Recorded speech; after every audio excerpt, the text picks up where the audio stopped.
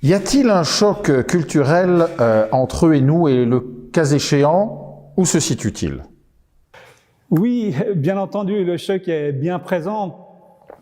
Tout de suite, la langue, on comprend rien, c'est de la mélodie, donc c'est un premier choc culturel. La nourriture, on ne sait pas ce qu'on mange, c'est excellent, mais on ne sait pas toujours ce qu'on mange. Et il est clair que ma business partner, j'avais une affaire en Chine, chinoise, ma business partner m'a, en fin de compte, qui parlait français, anglais, m'a expliqué d'où venait la Chine. Elle avait voyagé également plusieurs années à l'étranger, donc elle a pu comprendre ce que j'avais pas moi, ce que j'avais besoin de comprendre, en tout cas culturellement.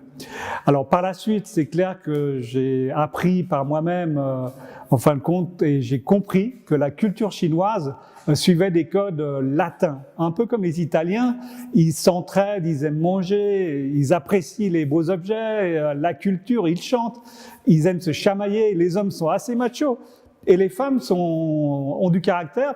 C'est vraiment très animé. Et la plupart des Chinois ambitionnent de devenir riches, les Latins comme les Germaniques, mais l'argent, ça leur permet culturellement de choisir avec qui, où et comment vivre, car ils aiment la liberté. Et en Chine, l'important, c'est toujours d'avancer. Avancer même à petits pas. Et il n'y a rien de pire que de s'arrêter. Un proverbe chinois dit « monte sur le poney ».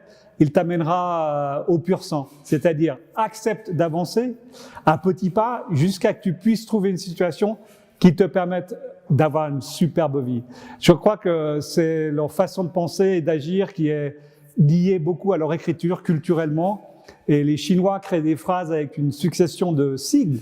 Ce sont des idéogrammes. Ça représente des idées, des objets, des fois, des métaphores. Et ça permet de communiquer avec plus de subtilité et de poésie. C'est en fin de compte, c'est un complément de notre vocabulaire. Et c'est peut-être pour la raison pour laquelle on n'arrive pas toujours à se comprendre, parce qu'eux, ils ont des métaphores, nous, on est beaucoup plus structurés. Et ça explique peut-être qu'on ne se comprend pas toujours. Voilà.